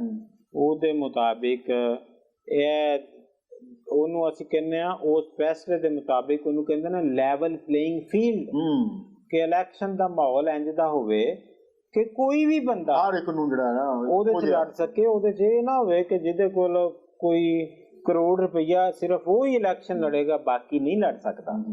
ਤੇ ਅਸੀਂ ਉਹ ਫੈਸਲੇ ਦੀਆਂ ਮਿਸਾਲਾਂ ਵੀ ਦੋਸਤਾਂ ਨੂੰ ਦਿੱਤੀਆਂ। ਉਹਨਾਂ ਨੂੰ ਇਹ ਗੱਲ ਕਹੀ ਕਿ ਜੇ ਤੇ ਕਰੋੜ ਰੁਪਈਏ ਨਾਲ ਇਲੈਕਸ਼ਨ ਲੜਨਾ ਤੇ ਮੇਰੀ ਜਿਹੜੀ ਬਾਰ ਹੈ ਉਹ ਹੈ ਫਿਰੋਜ਼ਵਾਲਾ ਬਾਰ ਐਸੋਸੀਏਸ਼ਨ, ਮੇਰੀ ਬਦਰ ਬਾਰ, ਉਹਦੇ ਵਿੱਚ 1500 ਵਕੀਲ ਨੇ। ਤੇ ਅਸੀਂ ਇੱਕ ਦਿਨ ਗਿਣੇ ਕਿ 1500 ਵਕੀਲਾਂ ਦੇ ਵਿੱਚੋਂ ਕਰੋੜ ਰੁਪਈਆ ਕਿਹੜਾ ਲਾ ਸਕਦਾ ਹੈ, ਤੇ ਉਹ ਸਿਰਫ 8 ਬੰਦੇ ਸੀ ਬਸ। ਅੱਛਾ। ਤੇ ਅਸੀਂ ਕਿਹਾ ਵੀ ਸਿਰਫ 8 ਬੰਦਿਆਂ ਨੂੰ ਹੀ ਤੁਸੀਂ ਹੱਕ ਦਿੰਦੇ ਪਏ ਹੋ, ਤੇ ਬਾਕੀ ਜਿਹੜੇ 1492 ਬੰਦੇ ਨੇ ਉਹ ਤੇ ਨਹੀਂ ਫਿਰ ਲੜ ਸਕਦੇ। ਤੇ ਇਹ ਇੱਕ ਤੁਸੀਂ ਹੱਕ ਮਜਰੂ ਕਰਦੇ ਪਏ ਹੋ, ਔਰ ਦੂਜਾ ਇਹ ਕਿ ਤੁਸੀਂ ਕਰਪਸ਼ਨ ਦਾ ਬਾਬ ਇੱਕ ਬੰਦੇ ਪਏ ਹੋ, ਇੱਕ ਦਰਵਾਜ਼ਾ ਖੋਲਦੇ ਹੋ ਪਏ। ਤੇ ਜਿਹੜਾ ਖੁਦ ਇਹਤਸਾਬੀ ਦੇ ਵਿੱਚ ਹੈ ਕਿ ਜਿਹੜਾ ਸਾਡੇ ਨੂੰ ਖੁੱਲਾ ਹੈ, ਜੱਜਾਂ ਦੀ ਕਰਪਸ਼ਨ ਤੇ ਅਸੀਂ ਬਾਅਦ ਚ ਵੇਖਾਂਗੇ, ਜਿਹੜਾ ਸਾਡੇ ਨੂੰ ਦਰਵਾਜ਼ਾ ਖੁੱਲਿਆ ਹੈ, ਜਿਹੜਾ ਸਾਡੇ ਨੂੰ ਬੂਹਾ ਖੁੱਲਿਆ ਹੈ ਕਿ ਇਹ ਕਰਪਸ਼ਨ ਇੰਝ ਹੋਣੀ ਹੈ, ਉਹਨੂੰ ਅਸੀਂ ਬੰਦ ਕਰੀਏ। ਤੇ ਅਸੀਂ ਉਹ ਇੱਕ ਐਂਟੀ ਇਲੈਕਸ਼ਨ ਐਕਸਪੈਂਸਿਸ ਮੂਵਮੈਂਟ ਸ਼ੁਰੂ ਕੀਤੀ। ਤੇ ਉਹਦੇ ਤੇ ਇੱਕ ਗੱਲ ਮੈਂ ਤੁਹਾਨੂੰ ਹੋਰ ਕਰਨਾ ਚਾਹਾਂਗਾ ਸ਼ਬੀਰ ਜੀ, ਕਿ ਅੱਜ ਅਸੀਂ ਗੱਲ ਕਰਨੇ ਪਏ ਹਾਂ, ਇਹ ਕੋਈ ਅਸੀਂ ਨਵੀਂ ਗੱਲ ਨਹੀਂ ਕੀਤੀ, ਇਹ ਗੱਲ ਕਾਨੂੰਨ ਹੈ। ਇਹ ਵਕੀਲਾਂ ਦਾ ਜਿਹੜਾ ਪ੍ਰੈਕਟੀਸ਼ਨਰ ਐਕਟ ਹੈ, ਜਿਹੜਾ ਕਾਨੂੰਨ ਮੌਜੂਦ ਉਹਦੇ ਵਿੱਚ ਹੈ ਕਿ ਤੁਸੀਂ ਨਾ ਕਿਸੇ ਨੂੰ ਰੋਟੀ ਖਵਾ ਸਕਦੇ ਹੋ, ਨਾ ਕਿਸੇ ਨੂੰ ਸੈਰਾਂ ਕਰਾ ਸਕਦੇ ਹੋ, ਨਾ ਕਿਸੇ ਨੂੰ ਪੈਸੇ ਦੇ ਸਕਦੇ ਹੋ ਵੋਟ। ਇਹ ਕਾਨੂੰਨ ਹੈ। ਜਨਰਲ ਇਲੈਕਸ਼ਨ ਦੇ ਵਿੱਚ ਤੇ ਇੱਕ ਲਿਮਟ ਹੈ ਨਾ, ਲਿਮਟ ਹੈ ਕਿ ਤੁਸੀਂ ਇੰਨੇ ਤੱਕ ਖਰਚ ਕਰ ਸਕਦੇ ਹੋ। ਜਿਹੜਾ ਵਕੀਲਾਂ ਦਾ ਇਲੈਕਸ਼ਨ ਇਹਦੇ ਤੇ ਲਿਮਟ ਵੀ ਕੋਈ ਨਹੀਂ, ਉਹਦੇ ਤੇ ਮੁਕੰਮਲ ਹੀ ਪਾਬੰਦੀ ਹੈ। ਬਿਲਕੁਲ ਸਹੀ, ਬਿਲਕੁਲ ਸਹੀ, ਕਿ ਤੁਸੀਂ ਉਹਦੇ ਤੇ ਖਰਚ ਹੀ ਨਹੀਂ ਕਰਨਾ। ਤੇ ਇਹ ਗੱਲ ਅਸੀਂ ਆਪਣੀ ਬਾਰ ਤੋਂ ਲੱਗ ਕੇ ਲਾਹੌਰ ਬਾਰ ਦੇ ਲੋਕਾਂ ਨੂੰ ਨਾਲ ਲਾਇਆ, ਕਸੂਰ ਬਾਰ ਦੇ ਲੋਕਾਂ ਨੂੰ ਨਾਲ ਲਾਇਆ, ਪੰਜਾਬ ਬਾਰ ਕੌਂਸਲ 'ਚ ਗੱਲ ਕੀਤੀ, ਲੇਕਿਨ ਉਹ ਸਾਡੀ ਗੱਲ ਸੁਣਦੇ ਨਹੀਂ ਪਏ। ਲੇਕਿਨ ਅਗਰ ਉਹਨਾਂ ਸਾਡੀ ਇਹ ਗੱਲ ਨਾ ਸੁਣੀ, ਅਸੀਂ ਗੱਲ ਕਰਨੇ ਪਿਆ ਕਾਨੂੰਨ ਤੇ ਅਮਲ ਕਰ ਲਓ। ਜੇ ਇਹਨਾਂ ਨੇ ਕਾਨੂੰਨ ਤੇ ਅਮਲ ਨਾ ਕੀਤਾ ਤੇ ਫਿਰ ਇਹਦੇ 'ਚ ਇਹ ਹੋਣਾ ਕਿ ਜਿਹੜੇ ਮੁਅੱਜ਼ਜ਼ ਲੋਕ ਨੇ ਨਾ ਇਸ ਵੇਲੇ ਬਣੇ ਬੈਠੇ ਵਕੀਲਾਂ ਦੀ ਕਮਿਊਨਿਟੀ ਦੇ ਵਿੱਚ, ਜਿਵੇਂ ਆਜ਼ਮ ਨਜ਼ੀਰ ਤਾਰੜ ਹੈ ਅੱਜ ਵਫਾਕੀ ਵਜ਼ੀਰੇ ਕਾਨੂੰਨ ਹੈ, ਜਿਵੇਂ ਐਹਸਨ ਬੂਨ ਹੈ ਆਸਮਾ ਜੰਗੀਰ ਤੋਂ ਬਾਅਦ ਅੱਜ ਉਹ ਇੰਡੀਪੈਂਡੈਂਟ ਗਰੁੱਪ ਦਾ ਸਦਰ ਬਣਿਆ ਪਿਆ, ਜਿਵੇਂ ਮੇਰਾ ਸਾਥੀ ਕਾਮਰੇਡ ਆਬਦ ਸਾਕੀ ਹੈ ਜਿਹੜਾ ਉਸ ਗਰੁੱਪ 'ਚ ਬੜਾ ਵੱਡਾ ਹਿੱਸਾ ਬਣਿਆ ਪਿਆ। ਮੈਂ ਇਹਨਾਂ ਤਿੰਨਾਂ ਦੋਸਤਾਂ ਨੂੰ, ਇਹ ਮੇਰੇ ਦੋਸਤ ਨੇ, ਇਹਨਾਂ ਨੂੰ ਇਹ ਦੱਸਣਾ ਚਾਹੁੰਦਾ ਕਿ ਜਿਹੜੀ ਅਸੀਂ ਗੱਲ ਕਰਨੇ ਪਿਆ, ਜੇ ਤੁਸੀਂ ਕਾਨੂੰਨ ਤੇ ਅਮਲ ਨਾ ਕੀਤਾ ਤੇ ਫਿਰ ਕੱਲ ਨੂੰ ਜਿਵੇਂ ਇਨਕਲਾਬੇ ਫਰਾਂਸ 'ਚ ਹੋਇਆ ਤੇ ਆਜ਼ਮ ਨਜ਼ੀਰ ਤਾਰੜ ਦਾ ਲੋਕਾਂ ਨੇ ਗਲਾ ਵੱਢਣਾ ਹੈ, ਫਿਰ ਕੱਲ ਐਹਸਨ ਬੂਨ ਨੂੰ ਲੋਕਾਂ ਨੇ ਕਿਸੇ ਕੀਕਰ ਨਾਲ ਬੰਨ ਕੇ ਉਹਦੀ ਇੱਕ ਇੱਕ ਉਂਗਲੀ ਟੋਕੇ ਨਾਲ ਵੱਢਣੀ ਹੈ। ਤੇ ਫਿਰ ਇਹ ਜਿਹੜਾ ਕਾਮਰੇਡ ਸਾਡਾ ਤਰੱਕੀ ਪਸੰਦ ਆਬਦ ਸਾਕੀ, ਇਹਦੀਆਂ ਬਾਹਾਂ ਵੱਢਣੀਆਂ ਟੋਕੇ ਨਾਲ ਲੋਕਾਂ ਨੇ, ਜੇ ਕਾਨੂੰਨ ਤੇ ਅਮਲ ਨਾ ਹੋਇਆ। ਅਸੀਂ ਗੱਲ ਕਰਨਾ ਕਾਨੂੰਨ ਤੇ ਅਮਲ ਕਰ ਲਓ, ਵਰਨਾ ਇਹ ਇਨਕਲਾਬ ਤੁਹਾਡੇ ਤੋਂ ਡੱਕਿਆ ਨਹੀਂ ਸਿਰ ਤੇ। ਅੱਛਾ, ਇਹ ਇੱਕ ਤੇ ਤੁਸੀਂ ਕੇਸ ਆਬਦ ਹਸਨ ਮੰਡੋ ਦੀ ਜਿਹੜੀ ਇੰਤਹਾਬੀ ਇਸਲਾਹਤ ਦੇ ਇੱਕ ਉਹਨਾਂ ਨੇ ਕੇਸ ਜਿਹੜੀ ਸ਼ਰੀਅਤ ਕੋਰਟ ਨੇ ਜਿਹੜਾ ਜਗੀਰਦਾਰੀ ਨੂੰ ਜਿਹੜਾ ਸੀ ਇਸਲਾਹਤ ਜਿਹੜੀਆਂ ਸਨ ਉਹਦੇ ਖਿਲਾਫ ਦਿੱਤਾ ਸੀ, ਉਹ ਜਿਹੜੀ ਪਟੀਸ਼ਨ ਕੀਤੀ ਹੈ ਉਹ ਵੀ ਤੇ ਸੁਪਰੀਮ ਕੋਰਟ ਦੇ ਵਿੱਚ ਮੌਜੂਦ ਹੈ। ਅੱਛਾ, ਉਹ ਸੁਪਰੀਮ ਕੋਰਟ 'ਚ ਲੱਗਣ ਨਹੀਂ ਡਈ। ਆਬਦ ਹਸਨ ਮੰਟੋ ਸਾਹਿਬ ਨੇ ਬੜੀ ਵਧੀਆ ਉਹਦੇ 'ਚ ਗੱਲ ਕੀਤੀ ਹੈ। ਉਹਨਾਂ ਨੇ ਇਹ ਗੱਲ ਕੀਤੀ ਹੈ ਕਿ ਜਦੋਂ ਇੱਥੇ ਬਾਦਸ਼ਾਹਾਂ ਦਾ ਦੌਰ ਸੀ ਉਦੋਂ ਤੇ ਕੋਈ ਐਸੀ ਗੱਲ ਨਹੀਂ ਸੀ ਕਿ ਇਹ ਜਿੰਨੀ ਜ਼ਮੀਨ ਸੀ ਉਹ ਸਾਰੀ ਬਾਦਸ਼ਾਹ ਦੀ ਮਲਕੀਅਤ ਹੁੰਦੀ ਸੀ। ਜਿਹੜਾ ਨਵਾਂ ਬਾਦਸ਼ਾਹ ਆਉਂਦਾ ਸੀ ਉਹ ਆਪਣੇ ਮਰਜ਼ੀ ਦੇ ਬੰਦਿਆਂ ਨੂੰ ਮਨਸਬਦਾਰ ਬਣਾ ਦਿੰਦਾ ਸੀ, ਜਗੀਰਦਾਰ ਬਣਾ ਦਿੰਦਾ ਸੀ। ਇਹ ਆ ਕੇ ਅੰਗਰੇਜ਼ਾਂ ਨੇ ਇੱਥੇ ਉਹ ਬਦਬਖਤੀ ਕੀਤੀ ਸਾਡੇ ਲੋਕਾਂ ਦੇ ਆਸਤੇ ਕਿ ਆਪ ਤੇ ਇਹ ਨਿਜ਼ਾਮ ਉਹ 13ਵੀਂ ਸਦੀ 'ਚ ਛੱਡ ਚੁੱਕੇ ਸਨ, ਲੇਕਿਨ ਜਦੋਂ ਇੱਥੇ ਆਏ ਨੇ ਆ ਕੇ ਤੁਸੀਂ ਇਹ ਗੱਲ ਕਰ ਲਓ 1700 ਤੋਂ ਬਾਅਦ ਦੀ, ਤੇ ਉੱਥੇ ਆ ਕੇ ਇਹਨਾਂ ਨੇ ਉਹ ਆਪਣਾ 1200 ਵਾਲਾ ਨਿਜ਼ਾਮ ਆ ਕੇ ਨਾਫਜ਼ ਕਰਨ ਦੀ ਕੋਸ਼ਿਸ਼ ਕੀਤੀ। ਇਹਨੇ ਕੋਸ਼ਿਸ਼ ਕੀ ਕਰ ਹੀ ਦਿੱਤਾ, ਤੇ ਉਹਦੇ ਵਿੱਚ ਇਹ ਕਿਹਾ ਕਿ ਜਗੀਰਦਾਰਾਂ ਨੂੰ ਇਹ ਮਿਲੇ। ਜਗੀਰਦਾਰਾਂ ਨੂੰ ਇਹ ਕਿਹਾ ਕਿ ਤੁਹਾਡੇ ਕੋਲੋਂ ਜੋ ਹਰ ਆਉਣ ਵਾਲਾ ਬਾਦਸ਼ਾਹ ਜਗੀਰਾਂ ਖੋਹ ਲੈਂਦਾ ਤੇ ਤੁਸੀਂ ਸਾਡੇ ਨਾਲ ਰਲ ਜਾਓ, ਅਸੀਂ ਐਸਾ ਨਿਜ਼ਾਮ ਦਿਆਂਗੇ, ਅਸੀਂ ਇੱਥੇ ਟਰਾਂਸਫਰ ਆਫ ਪ੍ਰਾਪਰਟੀ ਐਕਟ ਦਿਆਂਗੇ, ਅਸੀਂ ਇੱਥੇ ਪਟਵਾਰਖਾਨੇ ਬਣਾਵਾਂਗੇ, ਮਾਲਖਾਨੇ ਬਣਾਵਾਂਗੇ, ਅਸੀਂ ਇੱਥੇ ਜਮ੍ਹਾਂਬੰਦੀਆਂ ਬਣਾਵਾਂਗੇ, ਅਸੀਂ ਇੱਥੇ ਸਿਵਲ ਕੋਰਟਾਂ, ਉਦੋਂ ਉਹਨੂੰ ਸਿਵਲ ਕੋਰਟ ਨੂੰ ਜਿਹੜੀ ਅੱਜ ਜਿਹਦੇ 'ਚ ਮੈਂ ਵਕਾਲਤ ਕਰਨਾ, ਪ੍ਰੈਕਟਿਸ ਕਰਨਾ, ਉਦੋਂ ਨੂੰ ਕੋਰਟ ਆਫ ਵਾਰਡ ਆਖਿਆ ਜਾਂਦਾ ਸੀ। ਅਸੀਂ ਕੋਰਟ ਆਫ ਵਾਰਡ ਬਣਾਵਾਂਗੇ ਕਿ ਜਿਹੜੀ ਤੁਹਾਨੂੰ ਜ਼ਮੀਨ ਮਿਲੀ ਹੈ ਇਹ ਕਿਸੇ ਹੋਰ ਕੋਲ ਨਹੀਂ ਜਾਏਗੀ, ਤੁਹਾਡੇ ਵਾਰਸ ਕੋਲ ਹੀ ਜਾਏਗੀ। ਤੇ ਇੱਥੇ ਜਗੀਰਦਾਰ ਜਿਹੜੇ ਸਨ ਉਹ ਹਮੇਸ਼ਾ ਤੋਂ ਗੱਦਾਰ ਲੋਕ ਸਨ, ਉਹਨਾਂ ਵਾਸਤੇ ਇਹ ਗੱਲ ਹੋਈ। ਸ਼ਬੀਰ ਜੀ ਉਹਨਾਂ ਕਿਹਾ ਕਿ ਅੰਨਾ ਕੀ ਮੰਗੇ ਦੋ ਅੱਖਾਂ, ਉਹਨਾਂ ਕਿਹਾ ਕਿ ਮਾਈ ਬਾਪ ਅਸੀਂ ਤੁਹਾਡੇ ਨਾਲ ਅੰਗਰੇਜ਼ ਨਾਲ ਰਲਦੇ ਗਏ, ਹਿੰਦੁਸਤਾਨ ਫਤਿਹ ਹੁੰਦਾ ਗਿਆ। ਤੇ ਉਹ ਗੱਲ ਆਬਦ ਹਸਨ ਮੰਟੋ ਸਾਹਿਬ ਨੇ ਉੱਥੇ ਕੀਤੀ, ਸੁਪਰੀਮ ਕੋਰਟ ਦੇ ਸਾਹਮਣੇ ਪਈ ਹੈ, ਜਿਹਨੂੰ ਸੁਣਨ ਦਾ ਸੁਪਰੀਮ ਕੋਰਟ ਕੋਲ ਟਾਈਮ ਕੋਈ ਨਹੀਂ। ਸੁਪਰੀਮ ਕੋਰਟ ਜਿਹੜੀ ਸਾਡੀ ਹੈ, ਜਿਹੜੀ ਰਾਤ ਨੂੰ ਗੱਲ ਤੇ ਲਾ ਲੈਂਦੀ ਹੈ, ਉਹਦੇ ਵਿੱਚ ਸ਼ੌਕਤ ਸਦੀਕੀ ਨੇ ਬੜਾ ਵਧੀਆ ਗੱਲ ਕਹੀ। ਉਹਨੇ ਕਿਹਾ ਕਿ ਸਾਡੀ ਸੁਪਰੀਮ ਕੋਰਟ ਜਾਂ ਤੇ ਪ੍ਰੈਸ਼ਰ 'ਚ ਫੈਸਲਾ ਕਰਦੀ ਹੈ ਤੇ ਜਾਂ ਰੋਮਾਂਸ 'ਚ ਫੈਸਲਾ ਕਰਦੀ, ਜਿਹੜਾ ਜਸਟਿਸ। ਜੀ ਜੀ ਬਿਲਕੁਲ। ਤੇ ਉਹ ਗੱਲ ਹੈ ਹੁਣ ਮਾੜਿਆਂ ਬੰਦਿਆਂ ਦਾ, ਮਜ਼ਾਰਿਆਂ ਦਾ, ਹਾਰੀਆਂ ਦਾ ਨਾ ਤੇ ਕੋਈ ਪ੍ਰੈਸ਼ਰ ਹੈ, ਮਰੇ ਮੁੱਕੇ ਜਿਹੇ ਲੋਕ ਨੇ, ਤੇ ਨਾ ਇਹਨਾਂ ਦਾ ਕੋਈ ਰੋਮਾਂਸ ਹੈ, ਲਿਹਾਜ਼ਾ ਉਹ ਕੇਸ ਲੱਗਦਾ ਹੀ ਨਹੀਂ ਪਿਆ। ਉਹਦੇ 'ਚ ਆਬਦ ਹਸਨ ਮੰਟੋ ਸਾਹਿਬ ਨੇ ਇਹ ਗੱਲ ਕੀਤੀ ਕਿ ਇਹ ਜਿੰਨੀ ਕਹਾਣੀ ਵੰਡ ਹੈ ਜਗੀਰਦਾਰੀ ਵਾਲੀ, ਇਹ ਜਿਨ੍ਹਾਂ ਕੋਲ ਇੰਨੇ ਮੁਰੱਬੇ ਨੇ, ਇਹ ਸਾਰੇ ਤੇ ਅੰਗਰੇਜ਼ ਨੇ ਕੀਤੇ ਸਨ ਆਪਣੇ ਮਕਸਦ ਦੇ ਤਹਿਤ। ਇਹ ਕੋਈ ਰੱਬ ਨੇ ਵੰਡ ਨਹੀਂ ਕੀਤੀ। ਤੇ ਇਹ ਕਹਾਣੀ ਵੰਡ ਨੂੰ ਜੇ ਤੁਸੀਂ ਮੁਕਾਓਗੇ ਤੇ ਫਿਰ ਪਾਕਿਸਤਾਨ ਇਹ ਤਰੱਕੀ ਕਰੇਗਾ, ਲੁਕਾਈ ਦੀ ਤਰੱਕੀ ਹੋਏਗੀ, ਮਿਆਰੇ ਜ਼ਿੰਦਗੀ ਬੁਲੰਦ ਹੋਏਗਾ। ਲੇਕਿਨ ਉਹ ਲੱਗਦੀ ਨਹੀਂ ਪਈ। ਅਸੀਂ ਆਪਣਾ ਇਹਤਜਾਜ ਕਰਦੇ ਰਹਿੰਦੇ ਹਾਂ, ਮੁਜ਼ਾਹਮਤ ਕਰਦੇ ਰਹਿੰਦੇ ਹਾਂ, ਜਿੱਥੇ ਮੌਕਾ ਮਿਲੇ ਕਿ ਯਾਰ ਉਹ ਵੀ ਪਟੀਸ਼ਨ ਤੇ ਸੁਣੋ, ਲੇਕਿਨ ਉਹ ਮੌਲਵੀਆਂ ਦੇ ਜ਼ੇਰੇ ਅਸਰ ਸ਼ਾਇਦ ਸੁਪਰੀਮ ਕੋਰਟ ਉਸ ਗੱਲ ਨੂੰ ਨਹੀਂ ਸੁਣ ਸਕਦੀ।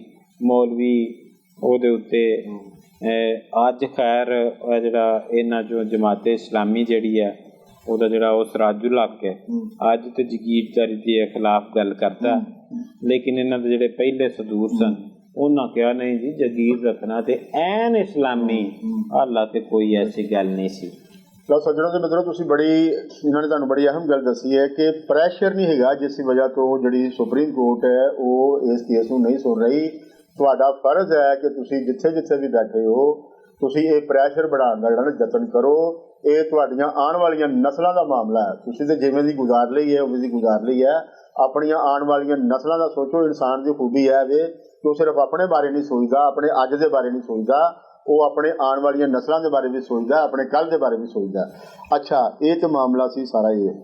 ਅੱਛਾ, ਇਹ ਦੱਸੋ ਕਿ ਪਾਕਿਸਤਾਨ ਦੇ ਵਿੱਚ ਤੁਸੀਂ ਇੱਕ ਸਿਆਸੀ ਆਦਮੀ ਹੋ, ਮੁਖਤਲਿਫ ਪੋਲੀਟੀਕਲ ਪਾਰਟੀਆਂ ਦੀਆਂ, ਆਵਾਮੀ ਵਰਕਰ ਪਾਰਟੀ ਦੇ ਅੰਦਰ ਐਸੀ ਕਿਹੜੀ ਖਿੱਚ ਸੀ ਕਿ ਜਿਹੜੀਆਂ ਕਿ ਦੂਸਰੀਆਂ ਪਾਰਟੀਆਂ ਨੂੰ ਤੁਸੀਂ ਇਸ ਕਾਬਲ ਨਹੀਂ ਜਾਣਿਆ ਕਿ ਉਹਨਾਂ ਦੇ ਵਿੱਚ ਸ਼ਮੂਲੀਅਤ ਕੀਤੀ ਜਾਏ ਤੇ ਆਵਾਮੀ ਵਰਕਰ ਪਾਰਟੀ ਨੂੰ ਤੁਸੀਂ ਪਹਿਲ ਦਿੱਤੀ। ਇਸ ਦੀਆਂ ਕੀ ਵਿਸ਼ੇਸ਼ਤਾਵਾਂ ਨੇ ਆਵਾਮੀ ਵਰਕਰ ਪਾਰਟੀ ਦੀਆਂ? ਉਹਦੀ ਸ਼ਬੀਰ ਜੀ ਗੱਲ ਹੈ ਜੇ ਕਿ ਮੈਂ ਬੜਾ ਪੁਰਾਣਾ ਆਦਮੀ ਜੇ, ਮੈਂ ਉਹ ਪੰਜਾਬੀ ਹਾਂ ਜਿਹੜਾ ਹੜੱਪੇ ਨਾਲ ਜੁੜਿਆ। ਔਰ ਇਹ ਤੁਹਾਨੂੰ ਪਤਾ ਕਿ ਜਿੰਨੀਆਂ ਸਾਰੀਆਂ ਤੁਸੀਂ ਗੱਲਾਂ ਕਰਦੇ ਹੋ ਕਾਬਲੇ ਕਦਰ ਗੱਲਾਂ, ਬਾਬੇ ਫਰੀਦ ਦੀ ਗੱਲ ਤੁਸੀਂ ਕਰਦੇ ਹੋ, ਵਾਰਿਸ ਸ਼ਾਹ ਦੀ ਗੱਲ ਕਰਦੇ ਹੋ, ਬੁੱਲੇ ਸ਼ਾਹ ਦੀ ਗੱਲ ਕਰਦੇ ਹੋ, ਲੇਕਿਨ ਮੈਂ ਹੜੱਪੇ ਨਾਲ ਜੁੜਿਆ।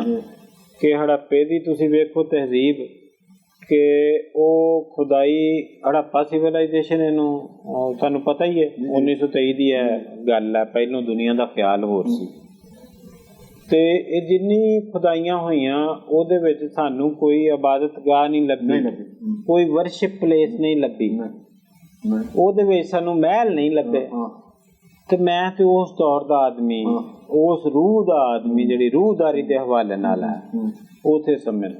ਤੇ ਆਵਾਮੀ ਵਰਕਰ ਪਾਰਟੀ ਵੀ ਇੱਕ ਉਸ ਰੂਹਦਾਰੀ ਦੀ ਗੱਲ ਹੈ ਕਿ ਜਿਹੜੀ ਕਿਸੇ ਮਜ਼ਹਬ ਦੀ ਬੁਨਿਆਦ ਦੇ ਉੱਤੇ ਕਿਸੇ ਇਨਸਾਨ ਨਾਲ ਤਫਰੀਕ ਨਹੀਂ ਕਰਦੀ, ਜਿਹੜੀ ਕਿਸੇ ਭੋਏ ਭਾਂਡੇ ਦੀ ਜਿਹੜੀ ਵੁਸਅਤ ਹੈ ਜਾਂ ਜਿਹੜੀ ਭੋਏ ਭਾਂਡੇ ਦੀ ਜਿਹੜੀ ਫਰਾਵਾਨੀ ਹੈ ਜਾਂ ਕਿ ਉਹ ਕਿਹਦੇ ਕੋਲ ਬਹੁਤਾ ਹੈ, ਉਹ ਬੜਾ ਅਜ਼ੀਮ ਆਦਮੀ, ਉਹ ਅਵਾਮੀ ਵਰਕਰ ਪਾਰਟੀ ਇਸ ਗੱਲ ਤੇ ਯਕੀਨ ਨਹੀਂ ਰੱਖਦੀ।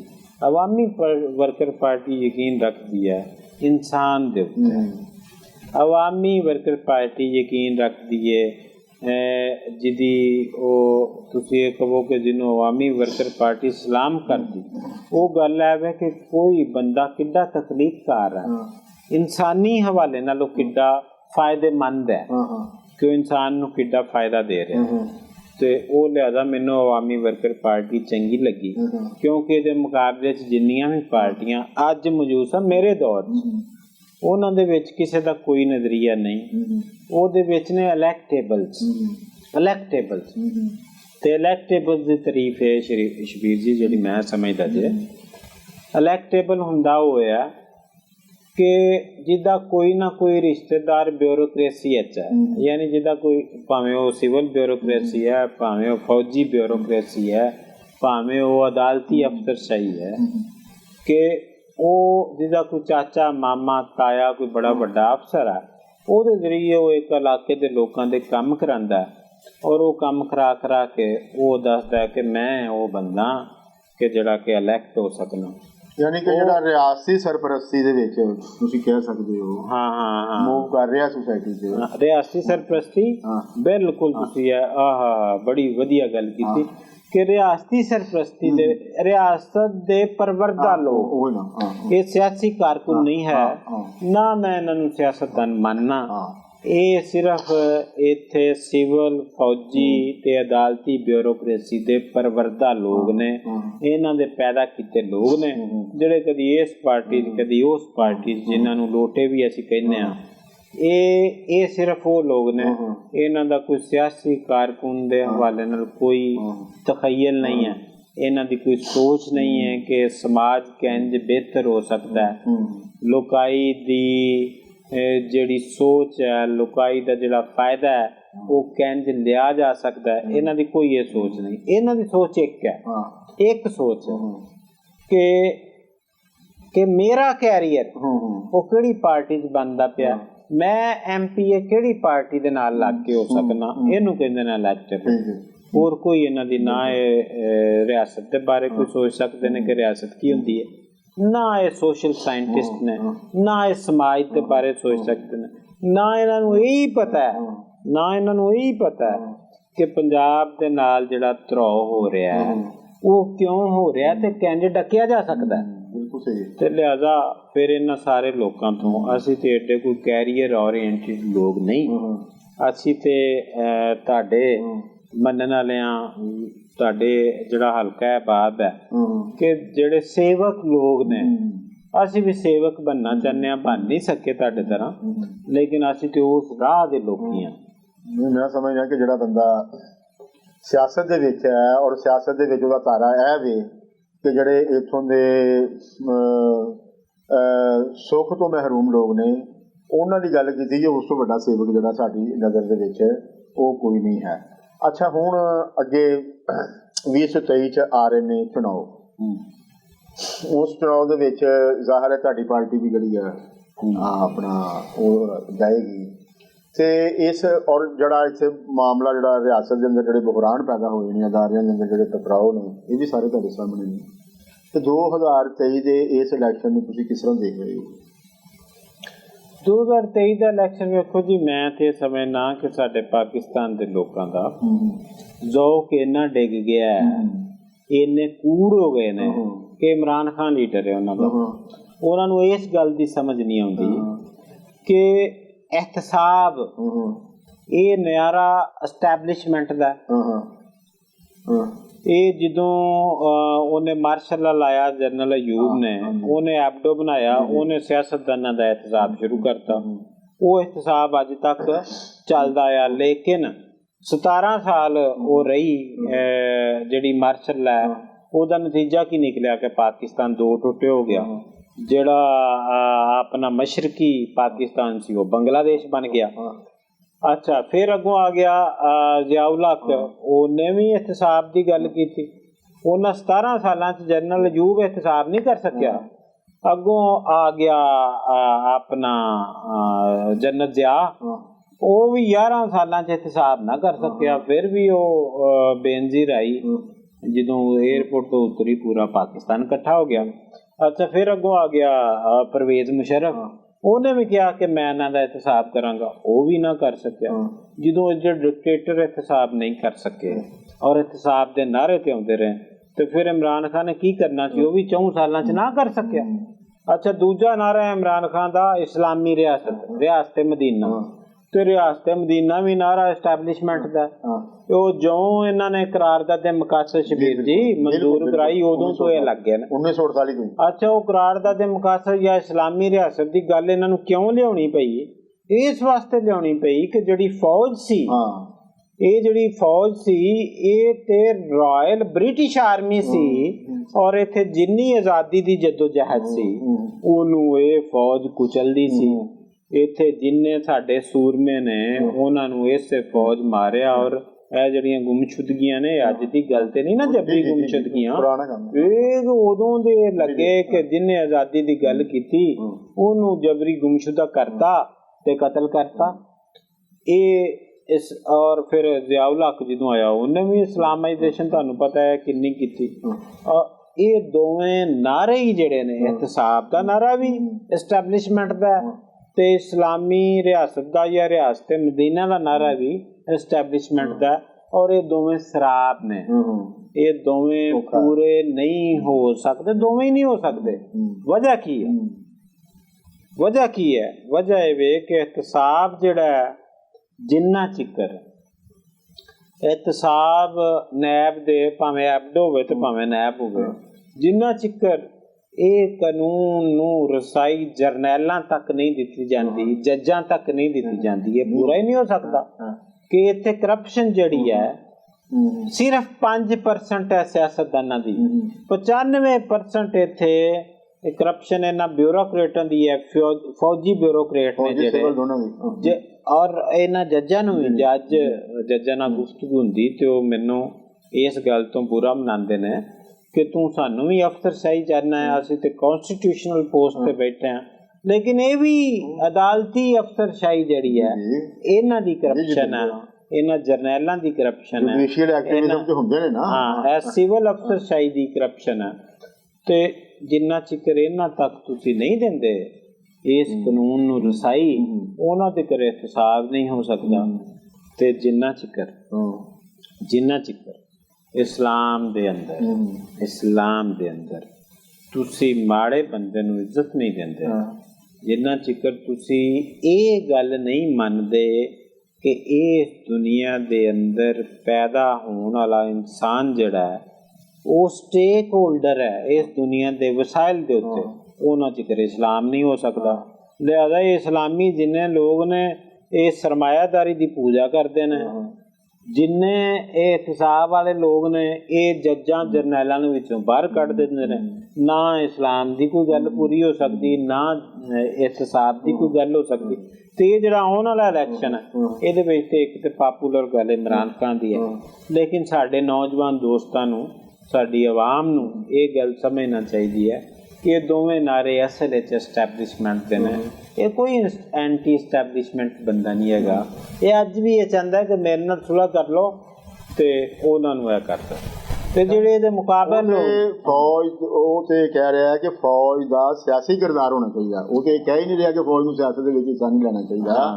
ਉਹ ਤੇ ਕਹਿ ਰਿਹਾ ਇਨਵੋਲਵ ਹੋ। ਉਹ ਕਹਿੰਦਾ ਜਿਹੜੀ ਲੜਾਈ ਅਸਲ ਦੇ ਵਿੱਚ ਹੈਗੀ ਹੈ, ਉਹ ਤੇ ਹੈਗੀ ਹੈ ਕਿ ਫੌਜ ਜਿਹੜੀ ਉਹ ਸਿਆਸਤ ਤੋਂ ਬਾਹਰ ਹੋਵੇ, ਬਿਊਰੋਕ੍ਰੇਸੀ ਸਿਆਸਤ ਤੋਂ ਬਾਹਰ ਹੋਵੇ। ਉਹ ਕਹਿ ਰਿਹਾ ਇਹਨੂੰ ਵੇ ਉਹਦੇ ਕਹਿ ਰਿਹਾ। ਤੇ ਇਸ ਤੋਂ ਕਚੱਜੀ ਗੱਲ ਕੀ ਹੋ ਸਕਦੀ? ਮੈਂ ਤਾਂ ਹੀ ਤੁਹਾਨੂੰ ਇਹ ਕਿਹਾ ਕਿ ਏਡੀਆਂ ਕਚੱਜੀਆਂ ਗੱਲ ਕਰਨ ਵਾਲਿਆਂ ਨੂੰ, ਐਡੇ ਕੂੜ ਬੰਦਿਆਂ ਨੂੰ ਵੀ ਸਾਡੀ ਆਵਾਮ ਲੀਡਰ ਮੰਨਦੀ ਪਈ ਹੈ। ਤੇ ਇਸ ਤੋਂ ਜ਼ਿਆਦਾ ਕੂੜਪਨ ਕੀ ਹੋਣਾ ਹੈ? ਇਸ ਤੋਂ ਥੱਲੇ ਜ਼ੌਕ ਦਾ ਡਿੱਗਣਾ ਕੀ ਹੋਣਾ ਹੈ? ਉਹ ਉਸ ਕੂੜਪਨ ਦੀ ਵਜ੍ਹਾ ਵੀ ਹੈ ਕਿ ਇਸ ਕਿਸਮ ਦੀਆਂ ਗੱਲਾਂ ਜਿਸ ਤਰ੍ਹਾਂ ਤੁਸੀਂ ਕੀਤੀਆਂ ਨੇ ਨਾ, ਉਹ ਸੁਸਾਇਟੀ 'ਚ ਹੋ ਨਹੀਂ ਰਹੀਆਂ। ਕਿਉਂਕਿ ਸਾਡੇ ਇੱਥੇ ਲੈਫਟ ਦੇ ਸਟੱਡੀ ਸਰਕਲ ਨਹੀਂ ਹੈਗੇ, ਉਹਦੇ ਵਿੱਚ ਬਹੁਤ ਸਾਰੀਆਂ ਵਜੂਹਾਤ ਨੇ। ਮਤਲਬ ਉਹਨਾਂ ਦੇ ਕੂੜ ਪਾਉਣ ਦੀ ਜਿਹੜੀ ਉਹਦੀਆਂ ਵੀ ਵਜੂਹਾਤ ਨੇ ਆਪਣੀਆਂ। ਕਿ ਦੂਸਰੇ ਪਾਸੇ ਜਿਹੜਾ ਲਿਟਰੇਚਰ ਹੈ, ਪੂਰਾ ਸਿਸਟਮ ਹੈ ਜਿਹਦੇ ਵਿੱਚ ਉਹ ਕੀਲੇ ਹੋਏ ਨੇ। ਦੂਜੇ ਪਾਸੇ ਜਿਹੜੇ ਅਸੀਂ ਉਹਨਾਂ ਤੱਕ ਪਹੁੰਚ ਨਹੀਂ ਪਾਏ। ਇਹ ਗੱਲ ਅਸੀਂ ਉਹਨਾਂ ਤੱਕ नहीं कर पाए। तो सज्जनों ते मित्रों, ये सन अयाज सफदर जी। अच्छा जी, आखिर ते तुसीं जिहड़ा ना ਇਹ अपना कोई मैसेज जिहड़ा है अपने सुनने वालियां नूं सुनेड़ा जिहड़ा है देना चाहो तुसीं दे सकते हो। एक शेर च दे दांगे जिस तरह तुहाडा मन करे। ते